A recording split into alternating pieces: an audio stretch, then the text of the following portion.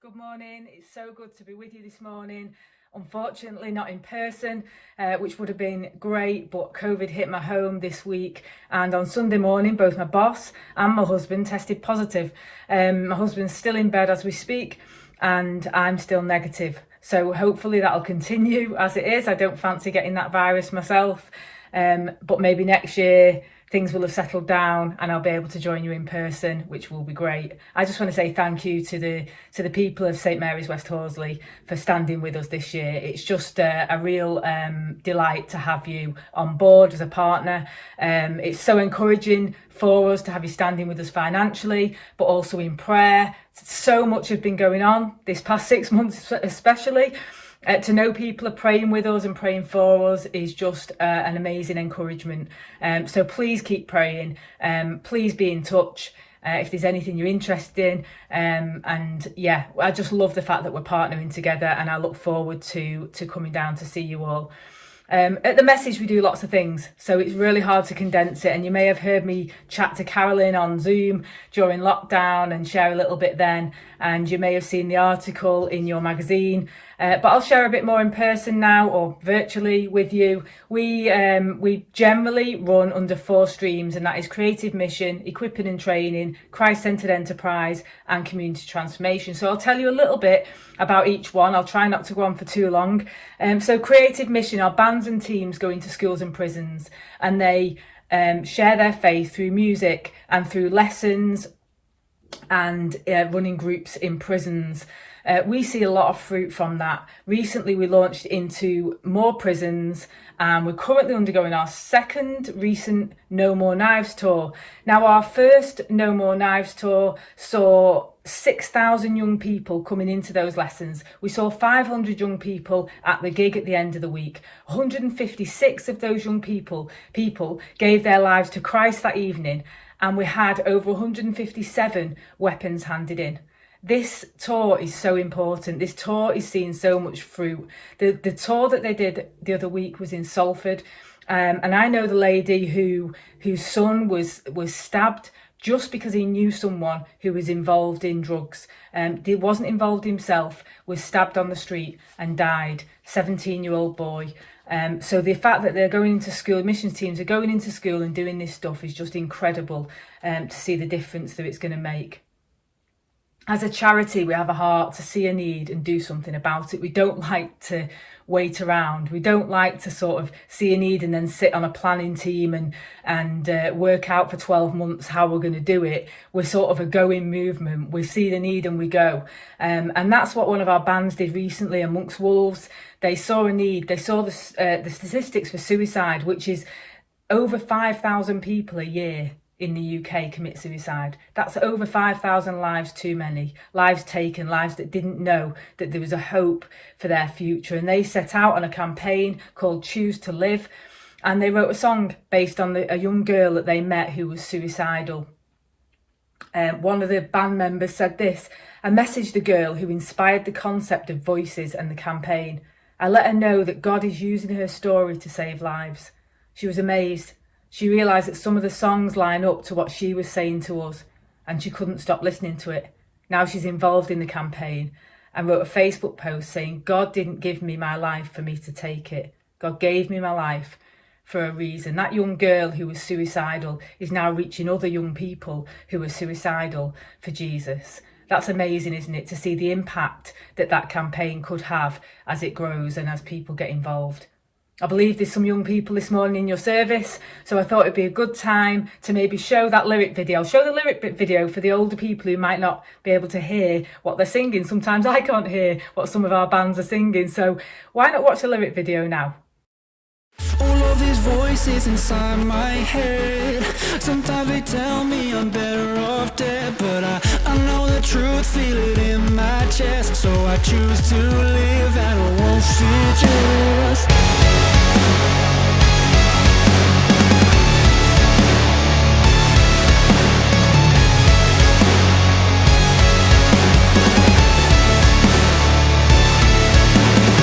Sometimes I feel like I'm falling apart. It feels like all of my thoughts taking over my heart. Yeah, they sink their teeth in, yeah, they stop me breathing, stop me breathing.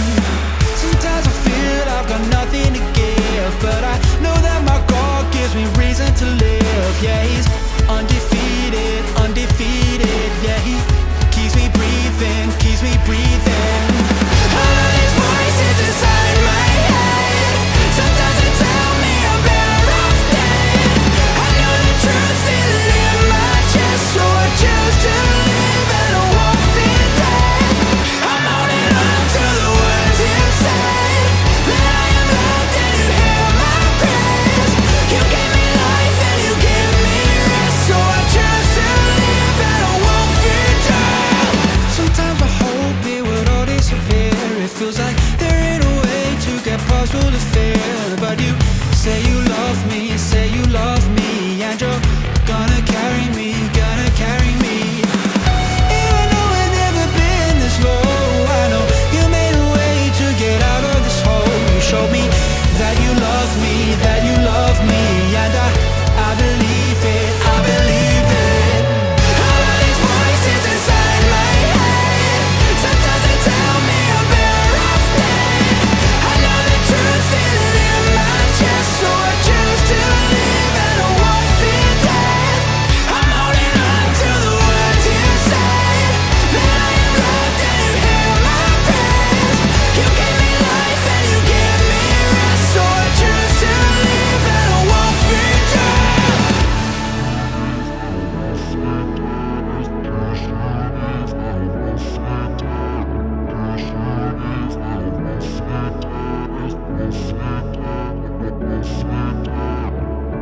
There is nothing romantic about suicide.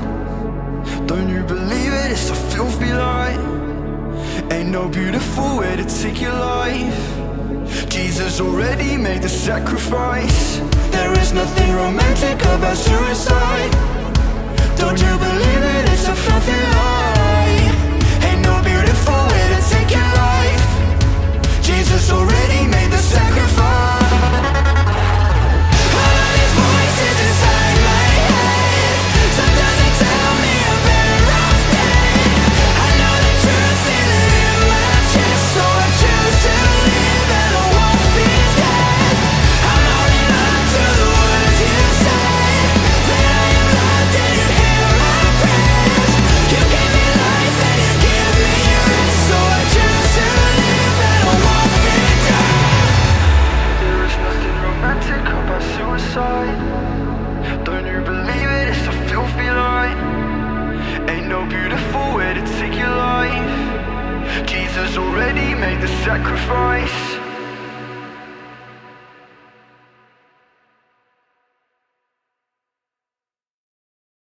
Hope you enjoyed that. That's just one of our bands that go into the schools and prisons and into communities, sharing the hope that Jesus has given to them too. Our other area of ministry, or another area of our ministry, is the equipping and training stream. One part of that is our Academy Year Out course, where 17 to 24-year-olds come for a year out at the Message. They spend the first term at the Message in their academy office, being taught by various different people of different specialities about mission, about incarnational living, about evangelism and all sorts of stuff, and they get to study for those first 3 months. The second 3 months they get to go out on practical mission.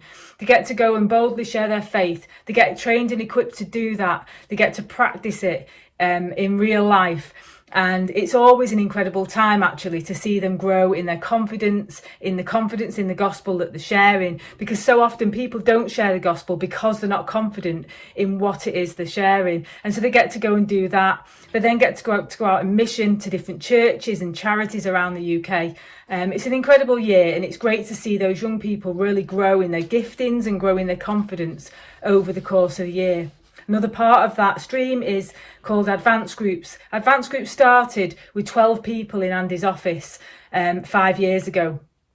They started with the aim of equipping and mentoring younger evangelists. And so Andy's getting a little bit older now. He decided that it was time to really invest intentionally into some of these younger guys. And so he started with this group, but the aim was to train and equip them and hold them accountable for the gospel that they're sharing, and for them calling for a response in every opportunity they get. And what the plan was that each of those 12 people would go out and then start to mentor their own people. And so those 12 people went on 12 months later to gather 12 younger guys than them with them, and train and equip them.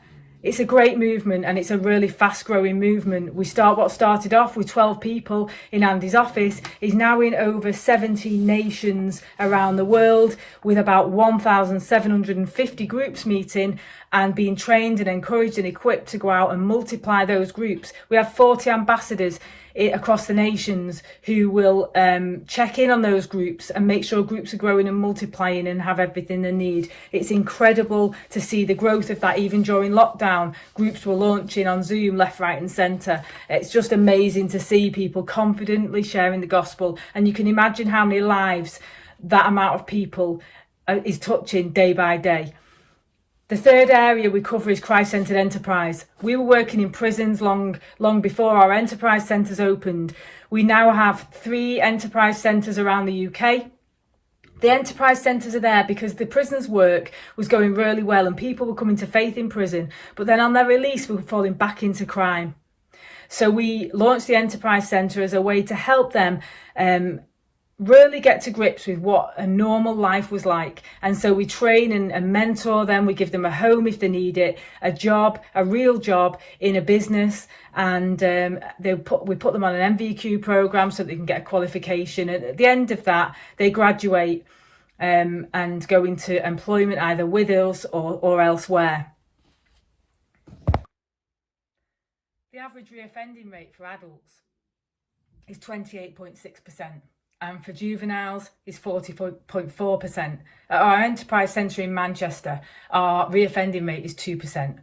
That's how much it works. And so we're going to carry on with that. We want to grow that. We want to get more team members. We go for funding for those team members, and people sponsor them to do their training with us. It's amazing to see the transformation in their lives.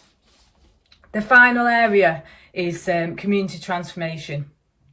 All around the UK, for over 25 years or nearly 25 years, people have moved into deprived areas to live and work in those areas and to see community come together.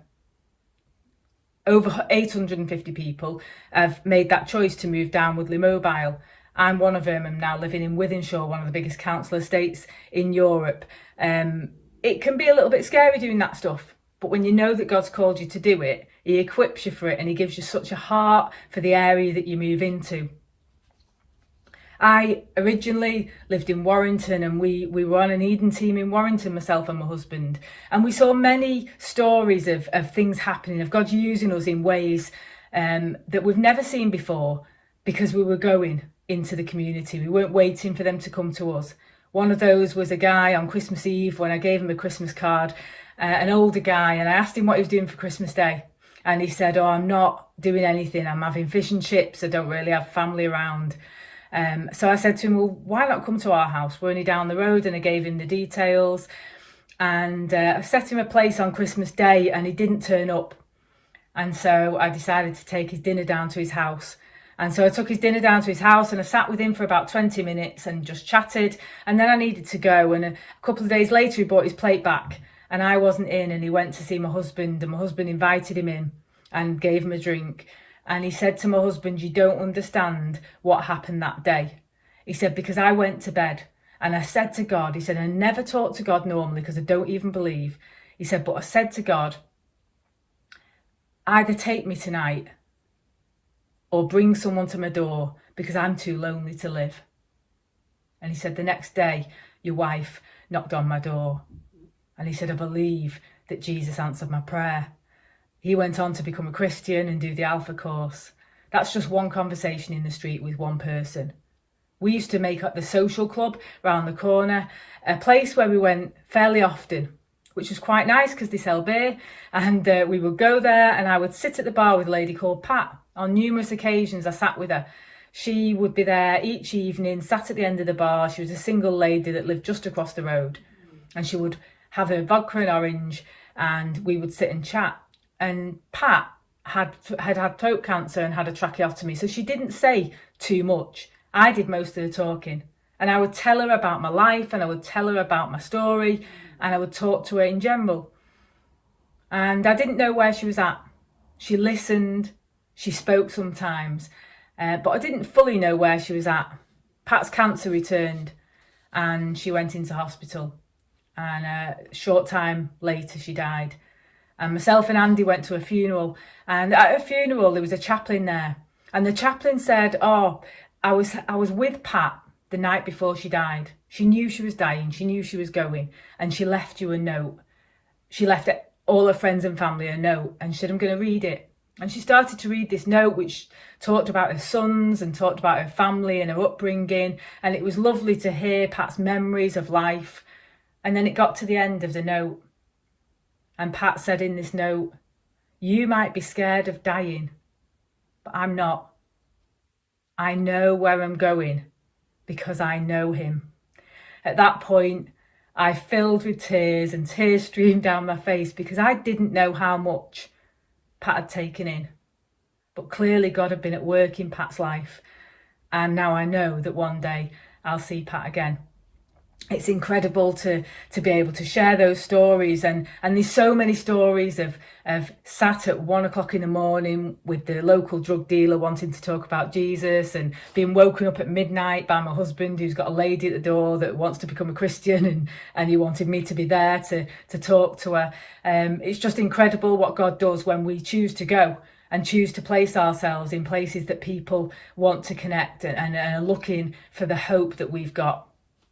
I could go on and tell many stories of Eden. We've now moved from Warrington to Wythenshawe, one of the largest council estates in the UK, like I said.